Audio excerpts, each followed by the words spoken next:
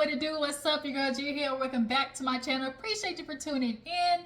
Y'all, we're gonna get into this episode really fast of Love and Marriage Huntsville, or Love and Hip Hop Huntsville, cause y'all, they was tearing down the screen. Oh my God. Oh, I swear to God, I'm telling you. Marsau and Tisha, y'all is catching all the hands this season. And honestly, well deserved. Like, y'all really deserve half the phase y'all's catching. And Tisha, I know you catching a lot of stray bullets because of your husband and his need to run his mouth to sound like he's absolutely the smartest.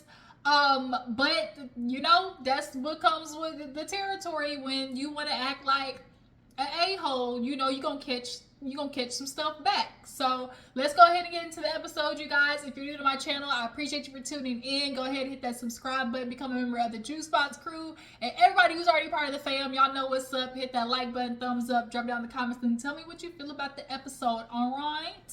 Okay, so we opened up where we picked up where we left off. Melody getting into Marsau's ears. Okay, she basically was letting them know, like, I already know that you afraid of Tisha to being around this strong woman right here and getting the energy to leave your line manipulative ease, okay? And she's like, you don't want us to be cool because every time we good, here you come. Oh, I want y'all to be cool. I want y'all to be cool. I don't want you and Tisha, you guys to be upset. And she was like, but that's not what your actions show. And see, that's the thing. Marsau, you be talking stuff, but your actions speak louder. As they say, actions speak louder than words. And see, Marsau, you love to talk between you and your brother with y'all big Gila monster head asses. Y'all love to talk, but the actions never match up. Y'all is nothing but some talking. Just talk. Just like a lot of you Negroes out of here. Just talking with no action to back it up. So, she basically was like, yeah, you don't want us to be cool. He's like, nah, I want y'all to be good. And so she was like, so you coming for me talking about, you know, what I don't like is you taking these jabs and acting like you ain't taking them. No, I ain't taking jabs. I'm just sharing my opinion. You know, I want to own my jabs. And so she was like, so what are you doing talking about, oh, you know, it's just t-shirts? And he was like, well, I'm just saying to the extent of, you know, I just think it's like when it comes to that, that's a business that, you know, don't really mean much and don't really do much. And she's like, see, that's what I mean. What do you mean? Like, you talking about for him, he sells t-shirts, Tisha sells t-shirts, but those are businesses that don't really mean much, that don't really do much for them. So if you don't really do much, then why are you doing it? But he already admitted last episode, he don't have a high opinion of it, but he uses it to make money. You see that logic? Any type of man who's in the business of getting in something that he doesn't even value, but sees the benefit in it enough to use it to make money, that just shows you the type of person that he is. Morally, he's all effed up. You don't value it, but it's good enough for you to do it, but then when other people do it, you want to look down upon it. That logic don't make sense. Everything that Marsau says just doesn't make sense. So she was like, you trying to like just selling t-shirts. So she's like, who on the stage is just selling t-shirts? And he was like, well, no, I was just that. She's like, Marsau, you need to quit playing in my face, bro. That's what I'm not trying to do, Mel. She's like, you playing in my face, you taking these jabs, and you gaslighting like you not finna do that because you know I do more than sell t-shirts.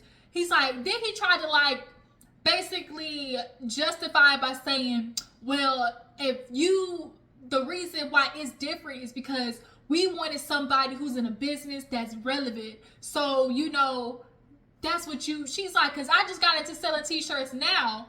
And so she's like, you know, I've been doing stuff. So what did you do since 2014? Or like, what do you do back then that you do now? Why does it matter when I started the business? Regardless, if I started the business before I did the show or after I did the show, it's still a business. A business that is, the process of starting a business is still the same. Whether you got money or not, Marsau, whether you have a platform or not, Marsau, the process is still the same. So you would talk about like, oh, you got a platform and so that helps you sell stuff. Okay, and If these people want to start a business, guess what they're going to have to find to sell stuff? A platform, be it in TikTok, social media, Instagram, Facebook, regardless, a platform is going to have to be created for this business to succeed. So as somebody who has a platform, they can show you how to use it via Instagram, TikTok, whatever. You sound stupid, my nigga. Shut up. So he wants to try to justify, like, oh, well, what do you do back then? It don't matter, like, if whether she did something before the show or after, platform or not, it's still the same. She still has enough experience to talk about it. But the fact is, you just didn't want to pay. That's all that is. The minute she was asking for her payment, her ducats, now all of a sudden she don't have the expertise. Boy, shut up. So then after that, she was like, Marsau, you've known me since 2014. You know I do more than sell t-shirts. And she was like, I'm still in property reservation, like, right now. See, I didn't do that. That's always his excuse. Him and Tisha, I don't know what they do. What do you do? Like, I don't know what you do. If you don't know what the person does, what is the problem with picking up the phone and calling? What is the problem with that? Picking up the phone and calling and see what they do. And if they possibly could add to it. If not, just icks. I just get the ick from Marsau. So she was like, I'm in property reservation. Matter of fact, so much so, I got you in the business. See, Marsau, you keep wanting to feel like you had this career, that you've established all these things, but you're ready to forget how all of these things were bestowed upon you by the Holtz. Now, I don't mess with, Martell like that, and, how the Holt be working sometimes. But I'm not going to discredit them for the fact of, like, the reason that you and Tisha are in business and a lot of the real estate stuff is because Martell and Melody did that for y'all. They showed you how to do it. Like Melody said, like, I got you into property preservation. Like, stop, bro. Stop. So, basically, he was like, oh, okay, that's not what I'm trying to say. It's just an opinion. But every time I say, it's going to be right as a jab. And she's like, well, I could have said, well, I wouldn't want to be, going to the expo where somebody, has a $5 million fraud lawsuit out. And he's like, hey, but that would have been respected. That would have been respected. Boy, shut up. Shut your mouth. Like, for real. And so she's like, well, did y'all get sponsored? He's like, I don't know how that's relevant to the conversation. I'm just wondering because if y'all got sponsors, it was all cool when y'all wasn't gonna pay. But the minute you was gonna pay, now all of a sudden you ain't got the money. We gonna cover it all. We gonna cover everything, and we wanted professional speakers. Like, y'all be talking on both sides, y'all neck and proud. And I'm sorry, in the famous words of Mariah, was it Mariah? Y'all slip and showing real bad this season, Scott's. So nonetheless, he was like, regardless, I value you as a person, as a whole male. So, we're doing this little town hall for constructive criticism. And I would like you to be there because I do value you as a person. So you don't value her business. You don't value what she brings to the table as a speaker, only when it comes to paying. But you value her constructive criticism? Cap, Marsau, cap. Moving on. We have Lewis and Tiffany out on a picnic day. A moment on the lips is forever on the hips. And big Lulu, okay? He's sitting out with Tiffany, and she's basically letting him know how she feel. Like, first of all, where you been at? You been gone. I got this baby. I'm starting to feel insecure. I've gained weight. I'm worried that you're going to be out on the road and run across a little, hot to try little thing. Especially with the men that you hanging out with. We know they can't keep their dick in their pants. They out here running with community peen. And, the fact that you somewhat in cahoots with them, Tiffany's feeling a little insecure. And, of course, Lou's like, man, you shouldn't feel like that. And she's like, it's just so hard to me because I'm just thinking about all the things in a day I got to get done. And even when I do get things done, I still like I didn't accomplish anything. She was like, I just had this, idea in my head. And it's just nothing like that. And see, that's sometimes women, that's a problem that a lot of y'all had. Y'all create a fairy tale in your head and feel like y'all need to stop paying attention to, oh, this is what it could be, this is what it could be, this is what it could be. It could be all these great things, the possibilities, instead of the reality. And Lewis was thinking in reality. He was like, girl, you already don't have enough time now for me. What do you think a baby's gonna do? When she was sitting there talking to Dr. Francis and she got an attitude because Dr. Francis called her ass out. Like, girl, you have inner child issues that needed to be healed, and you thought having a baby was gonna fix it. For real, Tiffany, I'm saying this as a person of observation and clearly seeing, as my mother was a part of the foster care system, and what that does for, foster kids, and feeling like I'm gonna be there for my baby, type situation. And I think Tiffany was trying to heal that with, I'm gonna be there for my baby, and she realized, it's like she said to Lewis, she's like, I do think about you all the time, and like, are you happy, when he comes home, is he gonna be happy with me? Because at the end of the day, she's like, for long as you were like, no, then finally agreed to say yes. And so it's like, Lewis, did you say yes because you really wanted the baby, or did you say yes because Tiffany kept bothering you? And it's like, okay, I'll just give it to her because she got to take care of it anyway. It's like, that's how men think. Like, I mean, it's gonna be her job to take care of it anyways. So yeah, I feel like that's what happened. I feel like Lewis was thinking like, well, I mean, it's gonna be her job to take care of it anyway. So like, if you want a baby, all right, here you go, have your baby, But now Tiffany's like, where you be at? Because at the end of the day, like, you still the father. And then she kind of threw that, well, you talking about how your dad wasn't there for you, and I don't want that, like, I don't want that to be the story for you and your baby. He was like, girl, first of all, this baby ain't finna remember it. And it's not. Like, the times that Lewis, for real, I'm not saying that he don't need to be there for you now, but what I'm saying is, like, the development part of the child, when the child actually has, like, memories and needs that type of male, guidership, like, Lewis hopefully will be there. But Tiffany, we tried to tell you and you wasn't listening. You was being hard-headed. And my stepmom, this like, I never heard this saying before, but bitch, when she said it, it was her old her grandma used to tell us. She was Native American, and she said, those who do not hear must feel. And then when she said it, it was like, I just caught her like, like, it hit me the minute she said it. Those who do not hear must feel. In translation, the person that is getting information from everybody and refuses to listen, the only way they are going to learn their lesson is by feeling the pain of their decisions. And Tiffany, unfortunately, that is happening right now. Like you said, you had this idea in your head, you tried to keep it all, butterflies, fairy tales and stuff, butterflies and fairies, but you didn't think about the reality of, like, taking care of a baby, like, and how time consuming that is and energy draining that is. And so he's like, what do you need from me? She's like, basically, like, I need my husband. Like, I need you to be there. Like, I want to feel your touch and quality time. And he's like, I'm gone because, at the end of the day, like, whether this baseball thing happened or not, like, you knew baby was going to take up a lot of the time. Like, Tiffany was just being hard-headed. Like, she just seriously was being hard-headed.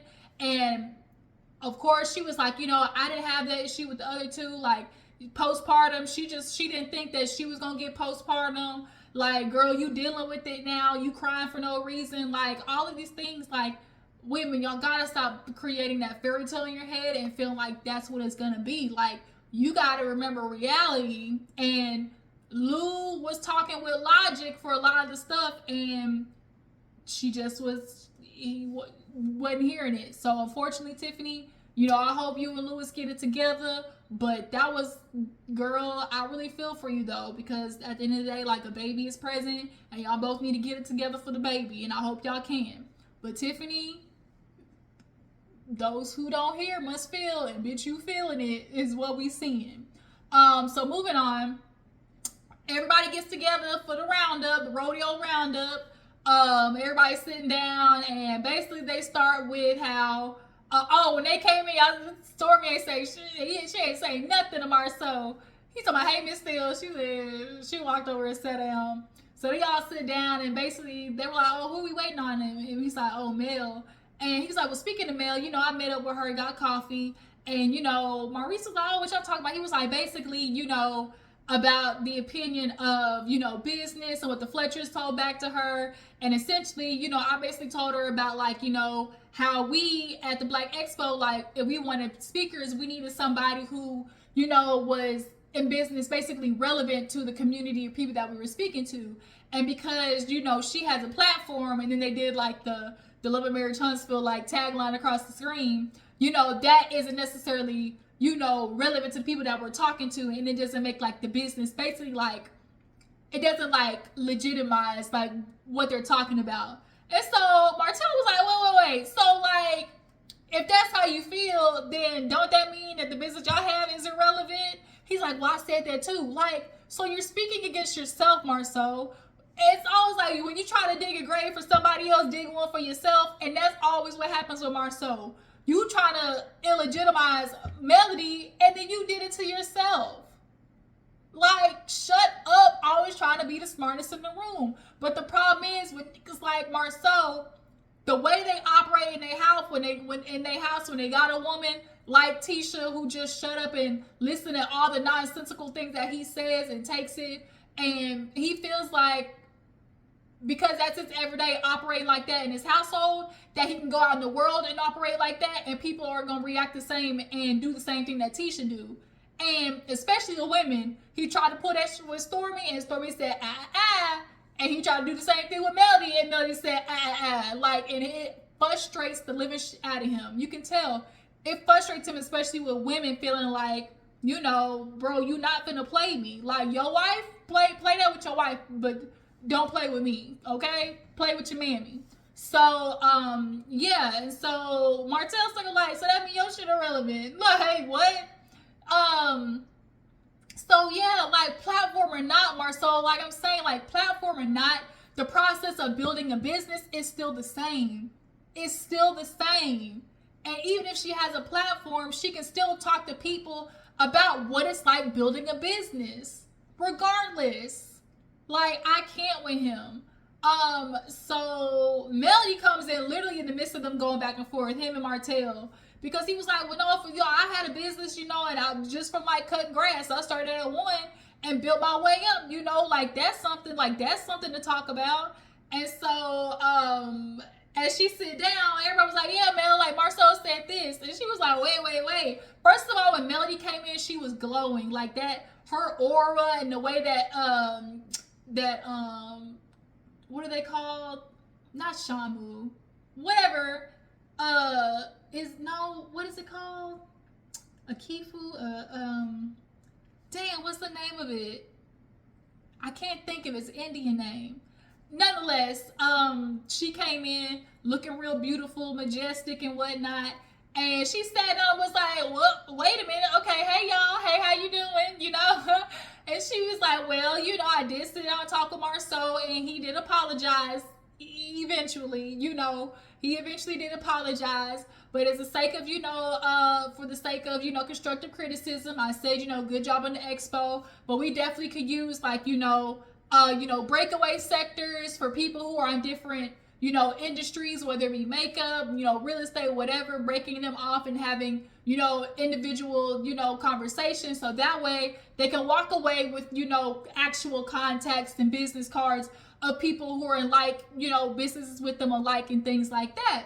And so Tisha was like, yeah, you know, at that time, because everybody wasn't in it 100%, you know, we couldn't include that, but that's definitely something we wanted to do, you know, and so that's something that we can plan for, you know, for next time.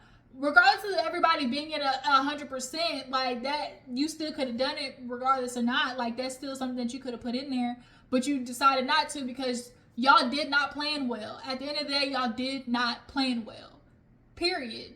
And no matter what y'all say, the results is in the pudding. So yeah, Melody spoke up about that, and then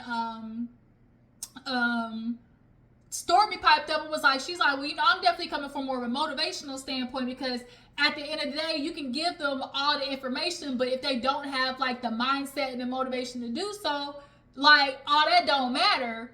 And she's like, because, you know, I achieved all these things because, you know, I felt like I could. And I absolutely understand what Stormy is saying. Like, regardless of all the information you may give them, they need the motivation to do it. They need the mindset to do it, you know? And so Marsau was like, well, yeah, you know, we can have motivation and them, you know, have a, you know, with God, all, you know, with everything, you know, with Jesus, you can do it. But it still don't change the fact that they're going to walk away with no information. And Stormy's like, that's not what I said. Like, that's not what I said. And he was like, oh, really? I'm speaking for the motivation of what you said. She's like, but that's not what I said. And so Melody was like, Melody basically took the words and remixed them and then spit it back out. She was like, you know, I get it. You know, I agree with basically, you know, after everybody does their breakaway, come back and we can all have, you know, a motivational moment. Everybody hype everybody up on stage, you know, and so they can be, you know, their energy up and motivated to go out and get it done. And Marsau was like, oh, okay. And Stormy looked like, this nigga, that's literally what I just said. Like, that's what I just said. So then here come the bull come in, talking about, you know, you mentioned something about that earlier about motivation. Courtney's wife, everybody caught it. Melody caught it, Stormy caught it, Tisha caught it. It was written all over their face. Courtney's wife, I would have said something. My name is Stormy. See, the only thing Marsau knows how to do when it comes to women is try to knock them down a peg. That's the unfortunate thing about a man like you, Marsau. Like Melody said when she met up with you, it's a disgrace for you to try to downplay what I do and who I am. And that's what you try to do with women. You try to, the only way you know how to feel like you're knocking a woman down is to try to place them beneath a man. And that shows your mindset about what you think about women, when the only thing you know how to do when it comes to demeaning them is to place them underneath the man. I.e., when you were with the Fletchers, oh, I just thought you were Chris's pretty wife. With Stormy, oh, Courtney's wife. You know, what do you have to say, Courtney's wife? Really, Marsau? Like I said, Gila monster. You look like a Gila monster. Just going around, just slurping with your no teeth having hands. I just can't. So now Stormy and Marsau and Courtney's all going back and forth. Courtney's like, I think Tisha should talk. Because it's clear that, you know, Tisha's more organized. And then Marsau, well, we don't have gender roles over here. He's like, it's all about Courtney was like, it don't matter about roles. It's matter about who best for the job. And it looked like Tisha from here is best for the job. So then they go back and forth. And Kimmi's like, wait a minute, like we going down a rabbit hole. Like let's not. So then Kimmi was like, because Marsau was like, it don't matter what what y'all say, I'm gonna do it, and then I'm gonna bring it in and take the information because I was an A student, I'm gonna figure it out. And Kimmy's like, well, I was too, and now I got shit to do with what we talking about. So then Tiffany piped up and was like, well, Marsau, do you value, what women have to say? And Marsau didn't even answer the question. He like real roundabout way was like, well, if you don't feel valued anywhere else, you're valued here. That's not what she asked. That's not what she said, Marsau. She asked if you personally value women's opinion. She had to reiterate that. You sitting there saying, well, if you don't, I know you're not valued elsewhere, but you're valued here. No. You personally, the opinions. So then Melody finally gave her last 2 cents of, now look, next time, if it's a lot more organized and, a lot more things are at play, then, I definitely would come and, want to participate. So Tisha's like, well, you didn't think it was organized? And she was like, well, no, like there was issues because at the end of the day, like, what happened prior to with the $100, we talked about at Tiffany's, baby reveal, and so Tisha the whole time ain't said nothing to Mel, ain't spoke up to nobody, even when Stormy called Marsau a bitch, she ain't say nothing. But now all of a sudden when Mel got something to say, it's, well, I would say that we were organized. The main event, people didn't have nothing to say about the main event. It was just a thing that happened behind the scenes, but that's not what we're here to discuss. We're here to discuss the event. And Melly was like, no, we got to talk about what happened prior, because the prior, is what leads up to the main. Like, don't try to downplay what I'm saying. And Stormy was like, had to back it up, like, yeah, because at the end of the day, you asked me about $100 at the event. And Maurice was like, so that was your issue? And she's like, yeah. He's like, so you didn't know about the money basically for the vendors. And Stormy was like, Kimmi didn't either. And Kimmy's like, yeah, I didn't either. So that's the bullshit that we talking about. You didn't tell Stormy about the money until the day of. That's not good business. You don't ask for somebody and then don't tell them that there's a cost until the day of. But you thought because it was a woman and it was Stormy that you were going to be able to low-key intimidate that out of her. And she didn't back down, and I'm glad she didn't. And that's what Marsau's used to. He's used to pulling intimidation on Tisha and her backing down. And so he tried to pull those same antics with the women, and they're not here for it. So Courtney was like, yeah, we're not going to be bad for the next one. You know, we probably not going to, you know, because we don't do business like this, you know, real disorganized, you know. And so he's like, oh, y'all ain't gonna join because y'all know y'all not needed. And she's like, that's not what you told Mel, because Mel had dipped by this point, because she like, I got a flag to catch, deuces. She's like, that's not what you told Mel. They weren't needed, so why did you bring them on in the first place? Like, you, Marsau and Tisha are not stupid. Y'all brought them on because Melody did not want to do it, so y'all knew y'all needed somebody who had business of a certain acumen, in the words of Melody, that could bring some validity to the Black Business Expo. Because if they weren't needed, you wouldn't have asked them in the first place. Period. So they get up, head out. Marsau was like, well, I got something from this. And when Kimmi was like, bro, Marsau, you do this. She's like, you've been doing this for years. Like, you stay doing the same shit, acting real catty. So now Stormy and Courtney acting cattier. Like, they just going back and forth. And Tisha, you sitting there letting your husband do it. And she having her little, you know, kikis and cackles on the inside. But you can see it on her face what she thinking. So yeah, they leave, and basically this shit went to hell. Just burn up in flames. So there was a little scene with Kimmi and Nell. It wasn't too much. Nell, I don't know what hairstyle that was, but baby, don't wear it again. So basically, Kimmi was like, I want to talk to Nell because I don't want her to think that she was left out like last time, but I just didn't feel like she was necessarily needed for the meeting. We just needed people who actually attended the event, which I got the logic. So she tells Nell, and Nell was like, well, bitch, why you like me in the first place? And she was like, I did, but the more I thought about it, you know, we needed constructive criticism from the people who actually attended. And Nell's just like, you know, I just feel the type of way because we've been in this community for like 10, 20 years, you know, 20 years. And so Kimmi's like, and and basically, you know, we know, like, we know how this is working in this town. Like, that has to be valued in something. If y'all talk about really trying to build a community, you start with the people who've been in the community the longest and building in the community the longest. And that's the Fletchers. But they ended on a good note. That was cool, cackling by the end of it, you know. So then we end the episode with Martell pulling up on his friend Fred. I guess now all of a sudden he's doing a halt in acro or something like that with old dude. And he talking to old man, and he's like, yeah, you know, I'm proud of you. You know, you went up there, got your permit. He got the permit, but where's the builder's license? Are you the one with the builder's license, Fred? And he getting the permit because he using your name? Because that's what it's looking like. Because that's what Martell did last time. He partnered with somebody who got the license. Is that what's happening again?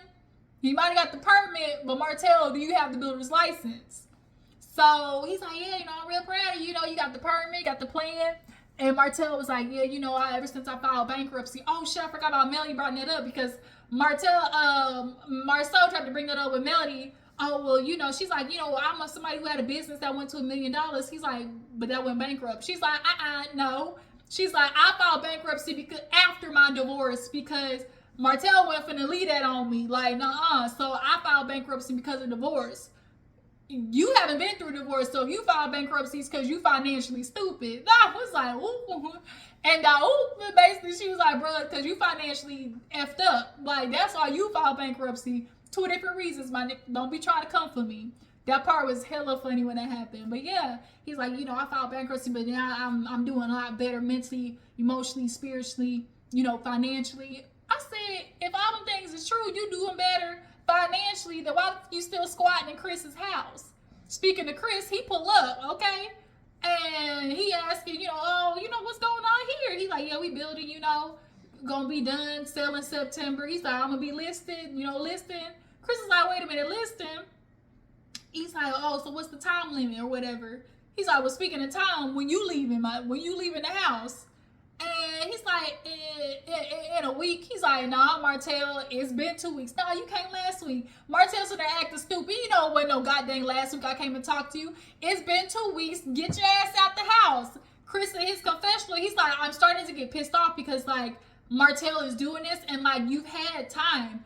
It's time to man up and move out. Like, stop it. Do the right thing. And so Fred over there told my man, Chris, you gonna put him out like that, and he was like, bruh, Martell's my friend, but I literally have a fiduciary duty to the seller, like they are trying to sell this house. Like, you can't keep holding people up from selling their house. Like, Martell, you're squatting. You are literally a squatter at this point, and you're forcing him to the point of having to kick you out. And if he does that, then you're going to try to play victim of, oh, my friend kicked me out. Because the only thing that's next is calling the police, like, to get you kicked out, like, for real. And if that happens, you going to feel like, oh, that's going to make Chris and them look bad, but really it's going to look bad on you. Because why is it getting to the point that police even have to kick your ass out? So, so he like, yo, no, Martell, like, you need to be out the first of the month. Wake up. Gotta get up, get out, get something, Martell, for real. But he keep trying, no, 1 week. And he keep trying to 1 week, 2 week his ass out. But no, Krista had enough. The sellers didn't had enough. So Martell need to be mad, man, all right, dang, you gonna help me? You gonna bring the movers? He's like, I will if I have to. So then he was like, well, you talked to Marsau, trying to change the subject. So he's like, yeah, I talked to Marsau, but you know how they go. He's like, yeah, he got a mouthpiece. So basically, he was like, yeah, Marsau, he had something to say about, well, not paying Melody for the speakers and stuff like that. And Martell, he gonna stick up for Melody now, because Melody being successful, honestly, is the only claim that he got to being in contact with somebody so successful, and that's why he sticks up for her so much. He's like, man, Melody's a good speaker, like, and old dude, he was like, yeah, I was at the BBC and like she was there and she did good. And so Martell was like, yeah, like, no, you're not finna act like, you're gonna be able to use somebody and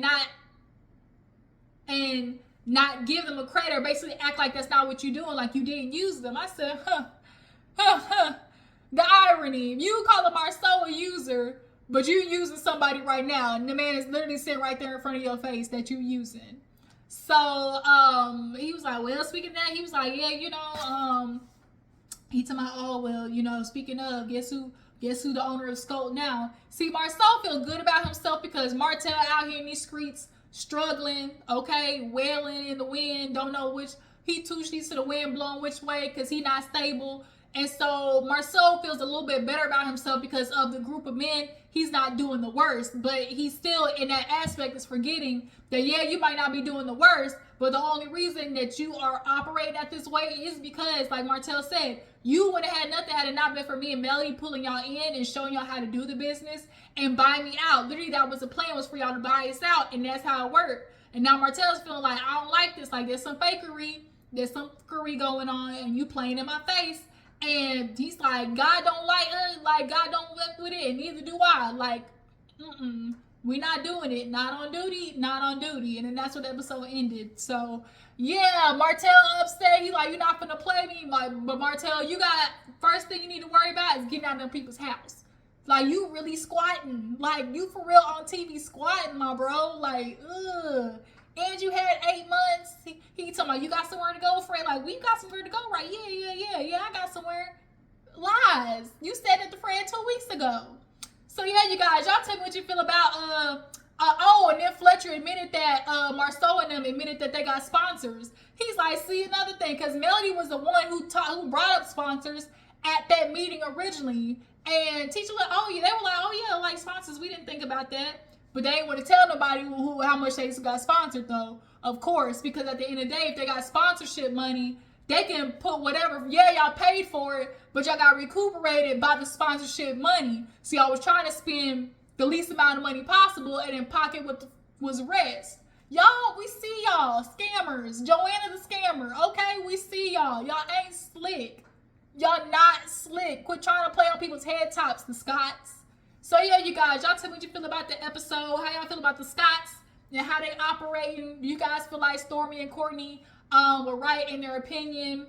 And how do you guys feel about Melody and her conversation with Marsau? I appreciate you for tuning in. I will catch you guys next time.